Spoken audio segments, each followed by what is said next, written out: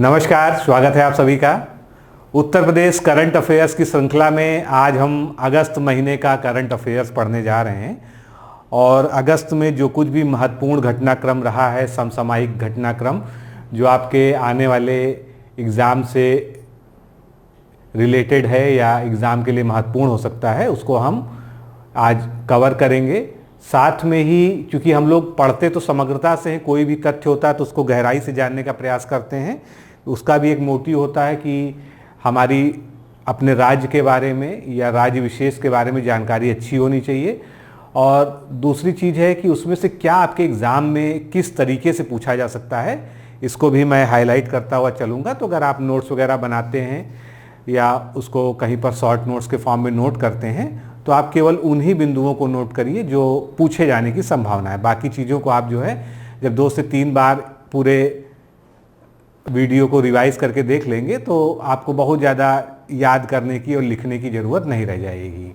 तो आगे बढ़ते हैं। उससे पहले मैं बता दूं कि हमारा समीक्षा अधिकारी, सहायक समीक्षा अधिकारी 2023 के लिए कोर्स चल रहा है और जो लोग भी चाहते हैं कि हमारे गाइडेंस में हमारे साथ जुड़कर एक बेहतर तैयारी करें, क्योंकि निश्चित रूप से एक सुनहरा अवसर है इस बार और बहुत जल्द ही जो है आपको नोटिफिकेशन भी देखने को मिलेगा ही और दिसंबर के लास्ट तक जो है एग्ज़ाम भी संभावित है। तो बहुत ज़्यादा समय नहीं है। अगर आप चाहें तो हमारे साथ जुड़ के जो है तैयारी अपनी अंतिम रूप से बहुत अच्छी तरीके से कर सकते हैं, पूरा रिवीजन कर सकते हैं। इसमें आपको test series, video lectures, PDF में नोट्स, टेलीग्राम ग्रुप के माध्यम से डिस्कशन, टेस्ट और मेंस की भी तैयारी जो है साथ ही साथ कराई जाती है। तो पूरा ये फाउंडेशन बैच जो है हमारा, इसको आप ज्वाइन कर सकते हैं। और ये हमारे कुछ सफल अभ्यर्थी हैं जो आज समीक्षा अधिकारी बनकर सचिवालय में और अन्य संस्थानों में सुशोभित हैं। और अगर आप भी चाहते हैं कि आप भी इन्हीं की तरह जो है एक सफलता प्राप्त करें जो इन्होंने प्राप्त की है, तो निश्चित रूप से आप हमारे ऊपर रिलाई कर सकते हैं, हमारे साथ जुड़ सकते हैं। जुड़ने के लिए सीधा तरीका है, आपको एक व्हाट्सएप नंबर दिया हुआ है 9506742546। इस पर जो है RO लिखकर भेज दीजिए। आपको जो है रिप्लाई में सारा प्रोसीजर बता दिया जाएगा कि कैसे आपको एडमिशन लेना है। अगर आप समीक्षा अधिकारी की तैयारी कर ही रहे हैं तो आपके पास एक बुक बहुत ज़रूरी होना, जो 55 प्लस का टारगेट आप लेके चलते हैं 60 में, तो उसको कवर करने के लिए, उसको अचीव करने के लिए ये बुक सबसे सहायक बुक है। और ये आप प्राप्त कर सकते हैं अपने शहर के किसी नज़दीकी बुक स्टॉल से, जो अच्छा बड़ा बुक स्टॉल होगा आपके शहर का, वहाँ मिल जाएगा। उसके अलावा अमेज़ॉन और फ्लिपकार्ट में डिकोड एग्ज़ाम हिंदी बुक आप सर्च कर लेंगे, RO हिंदी बुक, वहाँ पर भी आपको आ जाएगा और आप वहाँ से डायरेक्ट मंगा सकते हैं। तो ये दोनों ही ऑप्शन है। बस मैं इतना ही कहूँगा कि अगर आप समीक्षा अधिकारी की तैयारी कर रहे हैं तो इस बुक के बिना जो है आपको बहुत सारी समस्याएं आएंगी, क्योंकि आपको मल्टीपल बुक्स पढ़नी पड़ेगी और ये सिंगल बुक जो है सभी का एक सोल्यूशन है। इसको पढ़ने के बाद कुछ और अलग से पढ़ने की आवश्यकता नहीं है। तो चलिए शुरू करते हैं आगे। आज का जो पहला हमारा टॉपिक है वो है स्टेट कैपिटल रीजन। जिस तरह से NCR बना हुआ है, आप जानते हैं दिल्ली के आसपास का जो है कई सारे क्षेत्रों को मिलाकर नेशनल कैपिटल रीजन NCR की संरचना की गई है। उसी तरह से उत्तर प्रदेश में एक पहल शुरू की गई है कि लखनऊ जो उसकी राजधानी है उसके आसपास के कई सारे शहरों को जोड़कर एक SCR बनाया जा रहा है। तो ये SCR क्या है? स्टेट कैपिटल रीजन इसको कहा जाएगा। और हिंदी में अगर हम बोलेंगे तो राज्य राजधानी क्षेत्र, सेम उसी पैटर्न पे है। और इसके विकसित हो जाने पर जो राजधानी के अंदर जनसंख्या का दबाव है वो कम होगा। जैसे दिल्ली की जनसंख्या के दबाव को कम करने के लिए उसके बाहर NCR बनाया था, वही से ठीक उसी तरह की सोच के साथ ये विकसित किया जा रहा है। तो इसके लिए अभी सरकार ने कदम और आगे बढ़ते हुए ग्लोबल टेंडर जो है इशू कर दिया है और इसमें जो है बहुत सारी सुविधाएं होंगी जो यहाँ पर लिखी हुई हैं। बस आपको ये याद रखना है कि ये उत्तर प्रदेश की स्कीम है और इसका पूरा नाम क्या है, इसको क्या कहा जाएगा, राज्य राजधानी क्षेत्र या स्टेट कैपिटल रीजन कहा जाएगा। आगे बढ़ते हैं। अगला हम अपना पॉइंट देखते हैं। स्वतंत्रता दिवस पर प्रदेश में रोपे गए 5.95 करोड़ पौधे। देखिए जुलाई का जो महीना होता है और अगस्त का महीना होता है, ये पूरा जो है एक तरह से वन माह और जो है वनारोपण की, वृक्षारोपण की गतिविधियों के रूप में मनाया जाता है उत्तर प्रदेश में विशेषकर।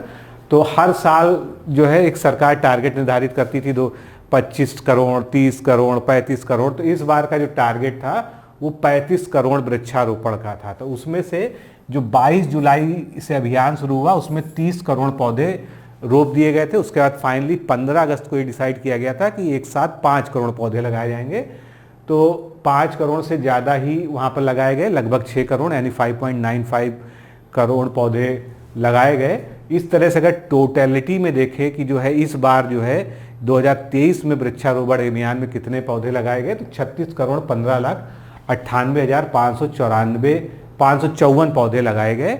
ये फिर से एक नया रिकॉर्ड बन गया है, पिछले रिकॉर्ड को तोड़ते हुए। पिछले साल 30 करोड़ पौधा रोपण हुआ था, इस साल जो है 35 करोड़ से अधिक यानी 36 करोड़ समथिंग ये हुआ। तो एक ये नया कीर्तिमान है जिसको दर्ज किया गया।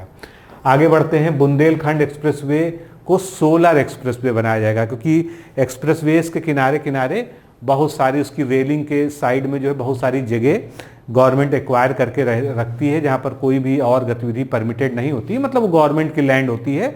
तो उसका बेस्ट यूटिलाइजेशन कैसे हो सकता है, वहाँ पर अगर सोलर पैनल्स लगा दिए जाए पूरे एक्सप्रेसवे पर जगह जगह पर, तो उससे हम काफ़ी सारी बिजली जो है प्रोड्यूस कर सकते हैं। क्योंकि वैसे अगर हमको देखना होगा एक सोलर पार्क बनाने के लिए तो हमको कोई बहुत बड़ा एरिया कैप्चर करना होगा, एक्वायर करना होगा।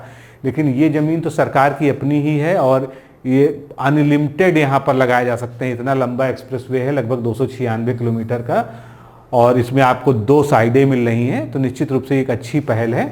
तो आपसे पूछा जा सकता है कि सोलर एक्सप्रेसवे जो है किसको बनाया जाएगा उत्तर प्रदेश में, तो बुंदेलखंड एक्सप्रेसवे को सोलर एक्सप्रेसवे बनाया जाएगा। आगे उत्तर प्रदेश स्किल क्वेस्ट, ये जो है एक प्रतियोगिता होगी। स्किल क्वेस्ट यानी जो है ये स्किल कौशल की परख करने के लिए, कौशल को खोजने के लिए। तो ये 30 सितंबर व 1 अक्टूबर को जो है होगी, बस इतना याद रखना है।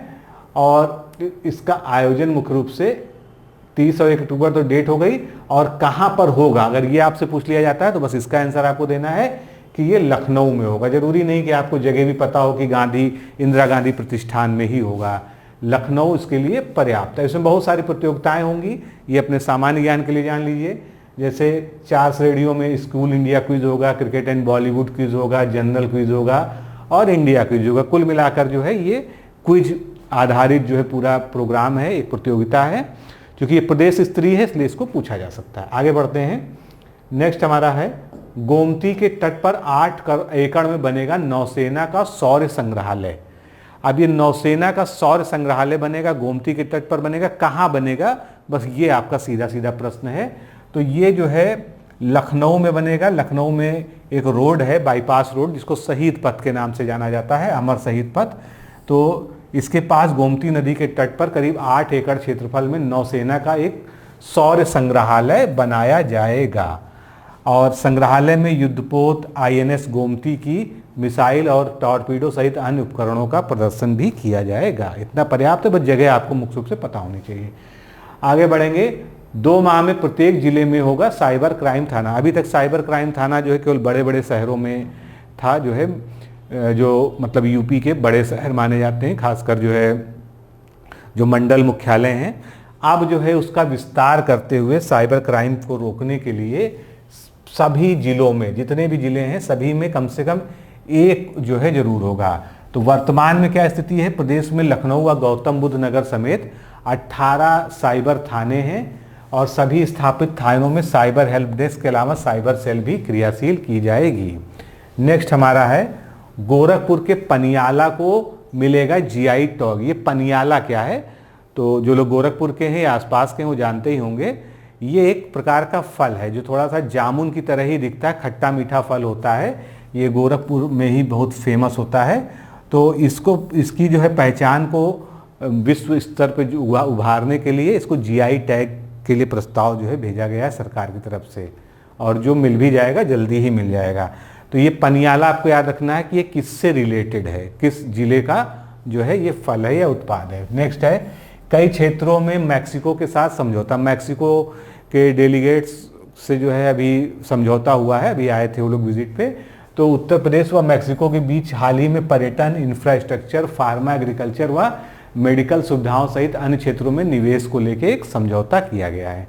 नेक्स्ट है उत्तर प्रदेश में बच्चों की सबसे अधिक तस्करी। तो ये थोड़ी सी जो है उत्तर प्रदेश के लिहाज से एक जो है विचलित करने वाली खबर है, एक जो है परेशान करने वाली खबर है कि उत्तर प्रदेश में बच्चों को लेकर क्राइम रेट बहुत ज़्यादा है, यानी सबसे अधिक बच्चों से तस्करी की जा रही है। जो भी हाल ही में रिपोर्ट आई है, कोरोना से पहले 16 से 19 तक के काल में उत्तर प्रदेश में बाल तस्करी की 267 घटनाएं हुई और कोरोना के बाद 2021-22 में ये 1217 हो गई। तो ये बढ़ गई हैं, जो कि जो है एक चिंताजनक स्थिति है। नेक्स्ट है 90 लाख छोटे उद्यमियों को 5 लाख रुपए तक का दुर्घटना बीमा कवर जो है प्रदान किया जाएगा। तो ये एक योजना नई शुरू की है राज्य सरकार ने। तो लगभग 96 लाख SMME इकाइयाँ हैं, जिसमें से 90 लाख से अधिक यानी लगभग 97% टोटल की किस श्रेणी में आती हैं? अति सूक्ष्म व सूक्ष्म उद्यम की श्रेणी में आते हैं।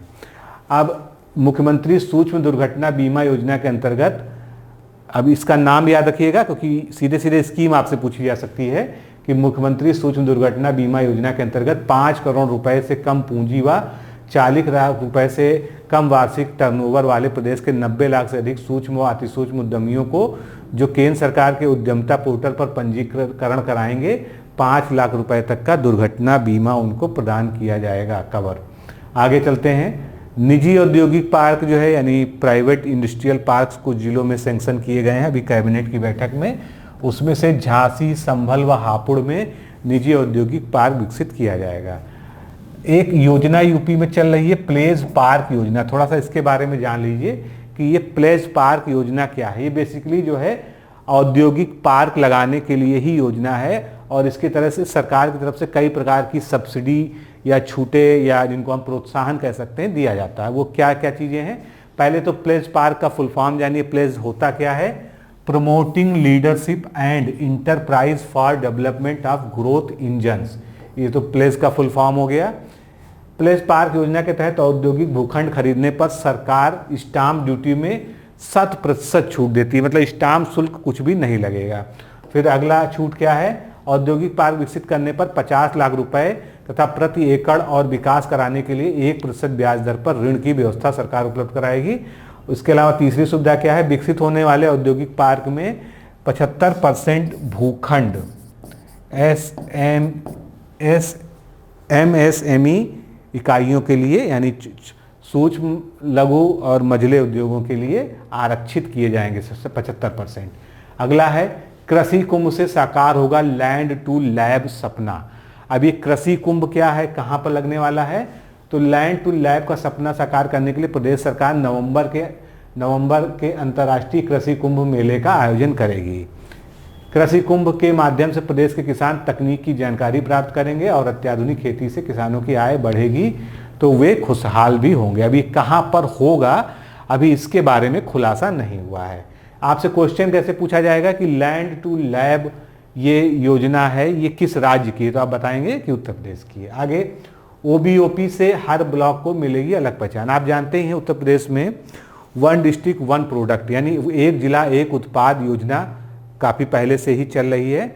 उसके तर्ज पे बहुत सारे और योजनाएं शुरू की गई, जैसे एक जिला एक पर्यटन वहाँ का जो है। इसी तरह से एक योजना अब नई शुरू की जा रही है 1 डिस्ट्रिक्ट 1 ब्लॉक यानी एक ब्लॉक एक उत्पाद, एक ब्लॉक में 1 ब्लॉक 1 प्रोडक्ट। ये योजना शुरू की जा रही है, इसको हम OBOP कहेंगे। अब इसको जो है प्रोत्साहित किया जाएगा, किसानों के प्राथमिक क्षेत्र के उत्पादों को अच्छा बाजार मिल सके इसके लिए गुणवत्तापूर्ण उत्पादों को बढ़ावा देकर एक्सप्रो प्रोसेसिंग के लिए किसानों को जागरूक किया जाएगा। अगला है श्री अन्न की महत्ता को बढ़ाएगी सरकार। श्री अन्न आप जानते हैं इस बार अंतर्राष्ट्रीय मोटा अनाज का वर्ष या जिसको हम मिलेट्स कहते हैं इंटरनेशनल मिलेट्स ईयर मनाया जा रहा है संयुक्त राष्ट्र के द्वारा और ये भारत की पहल पे ही मनाया जा रहा है। तो पूरे देश में चूंकि इसका जो है इस समय एक बहुत प्रभाव है और प्रमोट किया जा रहा है कि श्री अन्न का ज़्यादा से ज़्यादा उपयोग करे व्यक्ति और साथ में इसका उत्पादन भी हम बढ़ाएं। वैसे भी श्री अन्न के उत्पादन में भारत ही प्रथम है। तो देश को नंबर 1 मिलेट्स एक्सपोर्टर कंट्री बनाने के उद्देश्य से प्रदेश सरकार ने मिलेट्स पुनरुद्धार कार्यक्रम की विस्तृत योजना तैयार की है। इसके अंतर्गत न केवल मिलेट्स से बनने वाले व्यंजनों को बढ़ावा दिया जाएगा बल्कि उनके बारे में जागरूकता भी फैलाई जाएगी। अब अगर आपको श्री अन्न या मिलेट्स के बारे में नहीं पता है कि इसमें क्या क्या अनाज आते हैं, क्योंकि जो लोग ग्रामीण क्षेत्रों के संपर्क में हैं उनको तो इसके बारे में अच्छे से पता है। इसमें कई सारे अनाज हैं जिसमें से ज्वार, बाजरा, रागी, सांवा, कंगनी, चीना, कोदो, कुटकी, कुट्टू का आटा वगैरह कभी कभी आपने व्रत में उपवास में खाया भी होगा, बाकी शायद ज्वार बाजरा से सभी प्रसिद्ध हैं, रागरी से प्रसिद्ध हैं, सांवा, कंगनी, चीना हो सकता है ये सब ना सुना हो। तो ये सभी जो है मोटे अनाजों की श्रेणी में आते हैं। एक समय था कि जो है मोटे अनाज को जो है गरीबों का अनाज माना जाता था कि, और ये केवल गरीबों के यहाँ ही खाया जाता था। आज जो है जो सबसे ज़्यादा पैसे वाला व्यक्ति है वो अपनी सेहत सुधारने के लिए, जो किसी वजह से भी अस्वस्थ है या मोटापे की चपेट में है या और परेशानियां हैं, वो जो है आज मिलेट्स पे जो है आ गया है। उसने जो है कार्बोहाइड्रेट मतलब चावल और गेहूं जैसे मुख्य खाद्य पदार्थों को जो है किनारे करके श्री अन्न को खाना शुरू किया है। आगे बढ़ते हैं। डिजिटल क्रॉप सर्वे, ये सरकार की एक नई स्कीम है। किसानों के लिए डिजिटल क्रॉप सर्वे शुरू किया जाएगा। तो डिजिटल क्रॉप सर्वे से फसलों के जो आंकड़े प्राप्त होंगे उससे प्रदेश के किसानों के लिए योजनाएं बनाने में बहुत सुविधा होगी। अब ये क्या क्या फ़ायदे होंगे? बहुत सारे फ़ायदे हैं। किसानों को उनके खेत में बोई गई फसल के उत्पाद की बिक्री के लिए अपने अभिलेख का सत्यापन कराने से मुक्ति मिल जाएगी। फसल के उत्पाद की न्यूनतम समर्थन मूल्य पे जो है यानी MSP पे आराम से खरीद हो सकेगी। फसल नुकसान की स्थिति में मान लीजिए ओलावृष्टि हो गई, आग लग गई या कई तरह से कवर किया जाता है ना सरकार के द्वारा जो है इसको, तो अगर किसी भी स्थिति में फसल को नुकसान होता है बाढ़ इत्यादि के कारण, तो किसान को वास्तविक क्षति का मुआवजा प्राप्त करने की प्रक्रिया सरलीकरण होगी, क्योंकि उसका डिजिटल सर्वे हो जाएगा। तो एक्चुअल में कितनी क्रॉप उसने बोई थी ये रिकॉर्ड जो है सरकार के पास पहले रहेगा, इसका बाद में सर्वे नहीं कराना पड़ेगा। तो ये सब कई सारे जो है फायदे हैं, आप इसको पढ़ सकते हैं।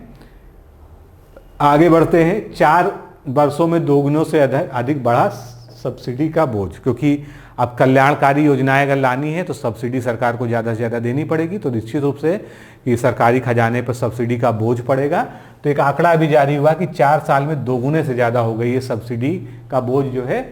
तो ये क्या है? 2017-18 की अगर हम बात करें तो सब्सिडी पर खर्च जो है 9,284 करोड़ रुपए था। 21-22 आते आते ये 20,145 करोड़ रुपया हो गया। वहीं पर 21-22 में राजस्व प्राप्ति व राजस्व व्यय में सब्सिडी की हिस्सेदारी क्रमशः इतनी थी। बहुत ज़्यादा आंकड़ों में आपको पढ़ने की जरूरत नहीं है।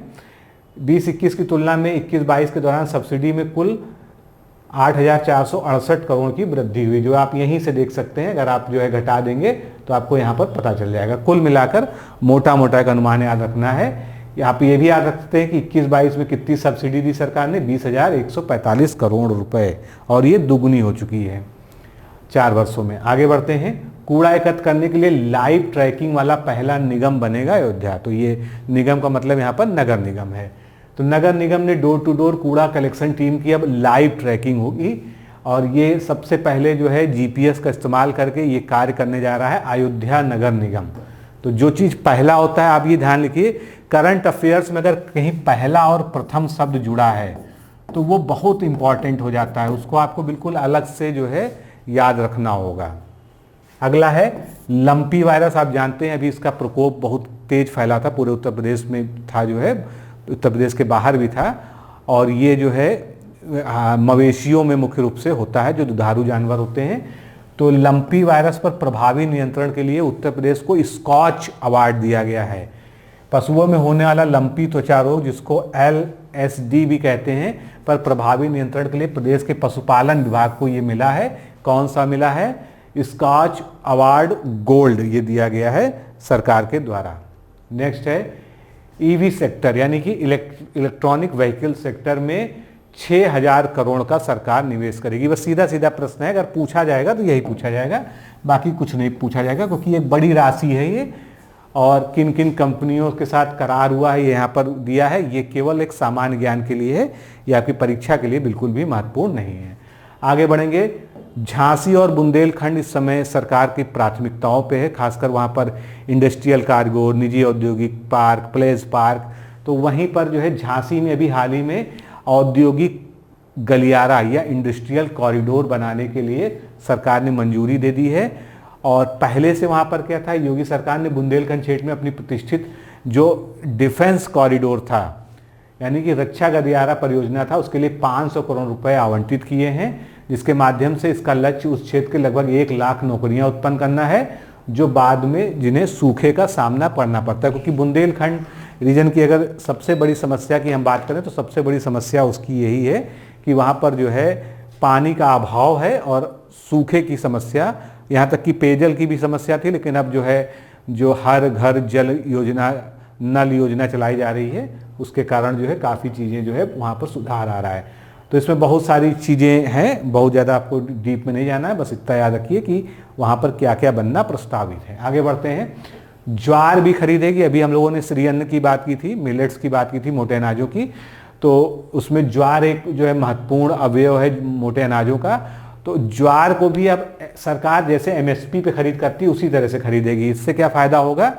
इससे फ़ायदा ये होगा कि लोग ज्वार और बाजरा इन जैसे अनाजों को उगाएंगे। पहले तो इनकी मार्केट ही नहीं थी, ये बहुत सीमित मात्रा में उगाया जाता था, तो इनकी खरीद एमएसपी पे करेगी सरकार। नेक्स्ट है प्रदेश का पहला ई ऑफिस। अब ये पहला शब्द जुड़ा है, बहुत महत्वपूर्ण हो जाता है।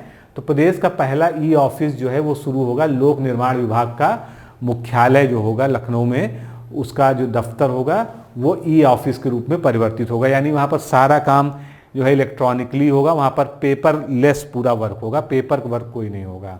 नेक्स्ट है स्मार्ट सिटी मिशन के क्रियान्वयन में उत्तर प्रदेश को तीसरा स्थान मिला है पूरे देश में। तो पहला किसका है? मध्य प्रदेश का है, ये भी आपसे पूछा जा सकता है। दूसरा किसका है? तमिलनाडु का है। और उत्तर प्रदेश राज्य जो है तीसरे स्थान पर है। वही शहरों की बात करें तो कानपुर, आगरा, लखनऊ और वाराणसी, ये इन स्मार्ट सिटीज़ को 10 अवार्ड टोटल प्राप्त हुए हैं। अगला, स्वास्थ्य सेवाओं में ई गवर्नेंस के लिए उत्तर प्रदेश को राष्ट्रीय पुरस्कार मिलेगा। ऐसी घोषणा की गई है केंद्र सरकार के द्वारा कि स्वास्थ्य सेवाओं में ई गवर्नेंस सिस्टम लागू करने के लिए प्रदेश के स्वास्थ्य विभाग को राष्ट्रीय पुरस्कार प्रदान किया जाएगा। नेक्स्ट है सारंग। सारंग क्या है पहले तो ये जानिए, क्योंकि यही आपका प्रश्न बन सकता है। तो जो ऑर्डिनेंस फैक्ट्री है, जिसको हम आयुध निर्माणी फैक्ट्री कहते हैं, कहाँ पर है? काफ़ी फेमस है, कानपुर में है। इसने 20 साल पुरानी सारंग तोप को और ज़्यादा घातक अवतार में अब उतारा है। मतलब ये क्या है? एक तोप है भारतीय सेना में। अब ये 9 राउंड प्रति 3 मिनट फायर करेगी। पहले फायरिंग क्षमता केवल 4 राउंड प्रति मिनट थी। मारक क्षमता को 24 से बढ़ाकर 39 किलोमीटर कर दिया गया है, यानी 39 किलोमीटर तक इसकी मारक क्षमता हो गई है। और वहीं अब इसे 70 डिग्री के एंगल से घुमाकर भी फायर किया जा सकेगा। तो ये सारी मतलब पुरानी वाली सारंग तोप को जो है ऑर्डिनेंस फैक्ट्री ने नए फीचर्स के साथ रीलोड कर दिया है, ऐसा समझिए। आगे बढ़ते हैं। प्रदेश में भी जो है अंतर्राष्ट्रीय युवा दिवस के अवसर पर नशा मुक्त प्रदेश सशक्त प्रदेश, ये अभियान मुख्यमंत्री योगी आदित्यनाथ के द्वारा लॉन्च किया गया था। तो पहली चीज़ तो अंतर्राष्ट्रीय युवा दिवस कब होता है? 12 अगस्त को होता है। इसकी थीम क्या है? Green skill for youth towards sustainable world, ये जो है इसकी थीम है। और इसमें इस बार जो संकल्प दिलाया गया है वो ये है कि जितने भी युवा हैं, खासकर जो युवा हैं, वो किसी भी तरह से नशा से दूर रहें।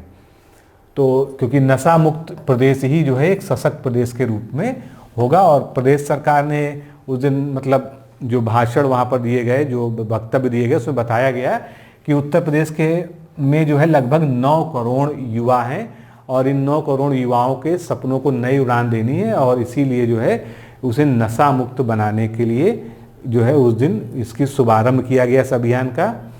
और मुख्यमंत्री ने जो है सभी युवाओं को इस अभियान से जुड़ने के लिए आह्वान किया है। आगे बढ़ते हैं। विधानसभा के लिए डिजिटल कॉरिडोर का, विधानसभा में एक डिजिटल कॉरिडोर बनाया गया है, गैलरी टाइप की है। तो अब उसके जो है विधानसभा की ऐतिहासिक चीज़ों को एक प्रदर्शनी के माध्यम से, म्यूजियम के माध्यम से आम लोग भी पास बनवाकर अंदर जाकर देख सकेंगे। कुल मिलाकर ये एक तरह का पर्यटन है। तो विधानसभा के डिजिटल कॉरिडोर का भी हाल ही में लोकार्पण किया गया है। और इसमें क्या क्या चीज़ें हैं? तो डिजिटल कॉरिडोर है, विधायी डिजिटल वीथिका है, लाइब्रेरी है, और आम नागरिक बिना किसी सिफारिश के सीधे जो है पास वहाँ पर जाके बनवा के देख सकेंगे। आगे बढ़ते हैं। प्रदेश के 55 स्टेशनों के लिए 4355 करोड़ रुपए सैंक्शन हुए हैं। तो प्रधानमंत्री नरेंद्र मोदी द्वारा वर्चुअल माध्यम से अमृत भारत स्टेशन योजना के अंतर्गत 45,000 करोड़ रुपए की लागत से देश भर में 508 रेलवे स्टेशनों के पुनर्विकास का शिलान्यास किया गया।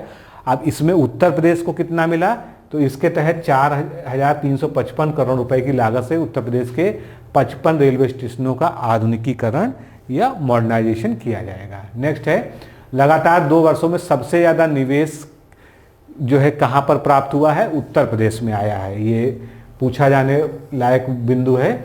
तो निजी निवेश को आकर्षित करने के मामले में उत्तर प्रदेश ने गुजरात व महाराष्ट्र जैसे औद्योगिक राज्यों को पीछे छोड़ दिया है। पिछले 2 वर्षों में बैंकों ने सबसे ज़्यादा उत्तर प्रदेश से जुड़ी परियोजनाओं को मंजूरी दी है।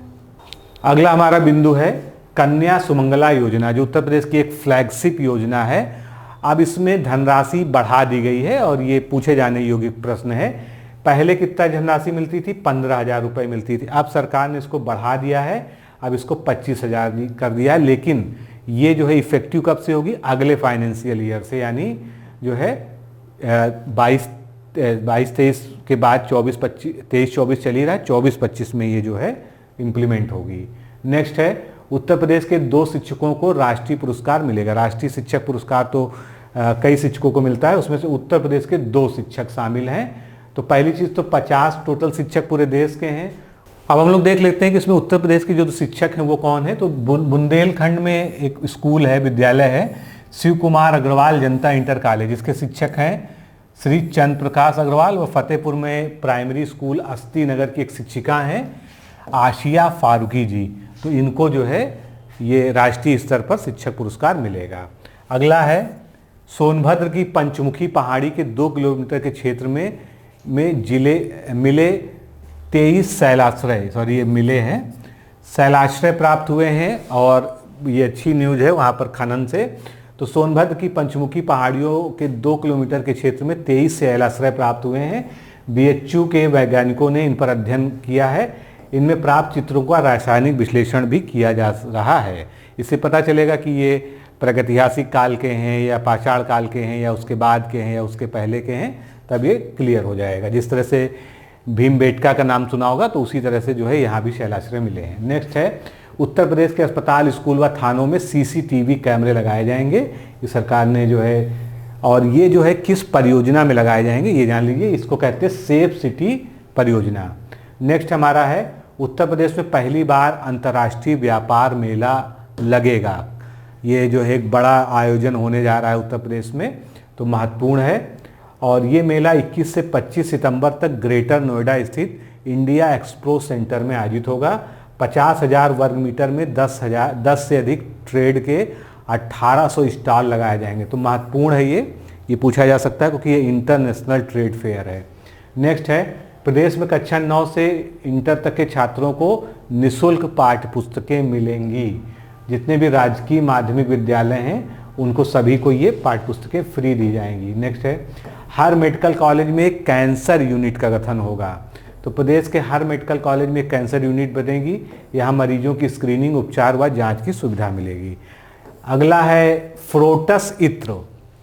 तो ये फ्रोटस नाम बड़ा इंटरेस्टिंग है और आपसे पूछा जा सकता है। अगर आपको नहीं पता होता तो निश्चित रूप से जो है आपको सोचना पड़ता है कि नाम कहाँ से आया है। तो कमल की पंखुड़ियों, जड़ व बीजों से ये इत्र तैयार किया गया है। इसका नाम कमल के अंग्रेजी नाम लोटस की तर्ज पर फ्रोटस रखा गया है। तो आप समझ गए, क्योंकि ये कमल का प्रोडक्ट है, कमल से बनाया गया है, कमल के विभिन्न भागों को लेकर, इसीलिए इसका लोटस के तर्ज पर फ्रोटस नाम दिया। अब ये बनाया कहाँ गया है, ये विशेष इत्र कन्नौज में बनाया गया है, चर्चा में है इसलिए पूछा जा सकता है। IBRI 12 साल बाद फिर बनाएगा पशुओं की TB का टीका। तो पहली चीज जो है, ये इसका फुल फॉर्म क्या होता है, ये है भारतीय पशु चिकित्सा अनुसंधान संस्थान, जो कहाँ पर है, बरेली में है। तो इसका एक जैविक उत्पाद विभाग द्वारा 12 साल बाद पशुओं की TB व ब्रुसेलोसिस बीमारी के निदान के लिए जो टीका बंद हो चुका था उसको फिर से बनाया जाएगा इसके द्वारा। नेक्स्ट है, कन्नौज ई-ऑफिस लागू करने वाला पहला जिला उत्तर प्रदेश का बन गया है। महत्वपूर्ण है इस तरह के प्रश्न, जहाँ पर पहला प्रथम होता है वो महत्वपूर्ण तो होता ही है। अगला है, ADRDE ने विकसित किया सर्वाइकल एंड रेस्क्यू किट। तो वायुसेना के लिए नए विकसित पैरासूट बनाने के बाद ADRDE ने अब नौसेना के जवानों के लिए स्वदेशी सर्वाइकल एवं रेस्क्यू किट पैरासूट तैयार किया है। समुद्र में जहाज डूबने की स्थिति में जवान इस किट में खुद को सुरक्षित जो है कर रख सकेंगे। आगे 14 CSC पर होगी 224 डॉक्टरों व कर्मियों की भर्ती। तो चूंकि ये नई CSCs हैं, मतलब सामुदायिक स्वास्थ्य केंद्र, वहाँ पर जो है पूरा नया स्टाफ बनेगा। तो ये पिछले वाले मंथ में भी हमने इसको पढ़ा था कि नई CSC बनाएंगी, तो इसमें जो स्टाफ है वो जो है रखा जाएगा। आगे उत्तर प्रदेश में 52 लाख ने भरा पहला ITR आप जानते हैं, इनकम टैक्स रिटर्न जिसको हम कहते हैं। तो ये संख्या बढ़ी है, इसलिए चर्चा में। उत्तर प्रदेश में चालू आकलन वर्ष यानी वित्त वर्ष 22-23 में 2015 के मुकाबले 52 लाख लोगों ने पहली बार आयकर रिटर्न फाइल किया है। नए करदाताओं के मामले में उत्तर प्रदेश महाराष्ट्र के बाद दूसरे स्थान पर है, तो ये भी याद रखिएगा। अब आगे बढ़ते हैं। उत्तर प्रदेश के बाहर अगर सोना चांदी भेजना हो तो उस पर ई-वे बिल नहीं बनेगा, क्योंकि इसके कारण जो है जो सोना चांदी का काम करने वाले व्यापारी हैं उनको असुविधा होती थी और अतिरिक्त जो है उन पर वित्तीय बोझ बढ़ता था। तो उसी को ख़त्म कर दिया है कि सोना चांदी व कीमती रत्न भेजने पर कारोबारियों को ई-वे बिल नहीं बनाना पड़ेगा। प्रदेश में ही 2 लाख रुपए से ज़्यादा को सोना चांदी व कीमती रत्न की खरीद बिक्री पर ई-वे बिल नहीं बनेगा। ये योजना या ये नियम 1 अक्टूबर 2023 से प्रभावी होगा। दूसरे क्षेत्रों में ये पहले से लागू था। और ये ई-वे बिल क्या होता है? ई-वे बिल का मतलब होता है इलेक्ट्रॉनिक बिल। किसी माल के परिवहन से जब एक माल एक दूसरे से स्थान से दूसरे भेजा जाता है तो ऑनलाइन दस्तावेज तैयार किया जाता है, जिससे क्रेता विक्रेता के अलावा ट्रांसपोर्टर व संबंधित माल की जानकारी उपलब्ध होती है। इसका मकसद जो है कि चोरी ना हो पाए। किराना, कपड़ा, लोहा समेत तमाम क्षेत्रों में ई-वे बिल पहले से लगता है। आगे बढ़ते हैं। सारनाथ में 250 एकड़ में बसाई जाएगी वैदिक सिटी। अब ये महत्वपूर्ण है क्योंकि वैदिक सिटी अभी तक चर्चा में था कहाँ बनेगी, तो अब इसका प्लेस डिसाइड हो गया कि वैदिक सिटी जो है सारनाथ में बनेगी, यानी अगर हम जिले की बात करें तो वाराणसी में बनेगी। कृषि यांत्रिकीकरण योजना को मंजूरी, अब 80% तक छूट मिलेगी। तो कैबिनेट ने ये मंजूरी दे दी है कि 2022 के लिए sub mission on agriculture mechanization योजना, promotion of agriculture mechanization for to in situ management crop residue योजना एवं कृषि यांत्रिकीकरण के लिए मंजूरी दे दी। बहुत लंबा नाम है योजना का। इन सभी योजनाओं में किसानों को 10,000 रुपये से लेकर 15 लाख रुपए तक के कृषि यंत्र खरीदने पर छूट होगी। छूट का जो है जो लेवल है वो अलग अलग होगा, 40 से 80% तक ये होगा। नेक्स्ट हमारा है, छोटे उद्यमियों ने साल भर में ऑनलाइन बेचा 2000 करोड़ रुपए का माल, और ये जो है मुख्य रूप से इसका श्रेय ODOP योजना को दिया जा रहा है। उत्तर प्रदेश कारोबारी सुगमता में अग्रणी राज्य है, ये कई सालों से बना हुआ है। तो उत्तर प्रदेश न केवल कृषि बल्कि पर्यटन सेक्टर के लिए भी बहुत महत्वपूर्ण स्थल है।